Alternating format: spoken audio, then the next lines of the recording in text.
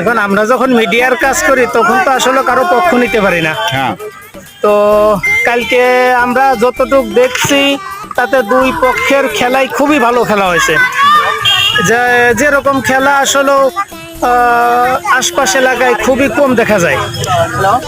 তো আর খেলা এতটাই ভালো হয়েছে যে আসলে দুই গোলে ড্র ছিল, তারপরে ট্রাইব্রেকারে গোল হয়েছে। আর ট্রাইব্রেকারের গোলটা খুব একটা আনন্দদায়ক কিছু না। এখন মাঠের খেলা, মাঠের গোল আর ট্রাইব্রেকারের গোল এক না। তো সেই হিসাবে জনগণও খুশি খেলার প্রতি, আমিও খুশি খেলার প্রতি। খেলা খুব ভালো হয়েছে।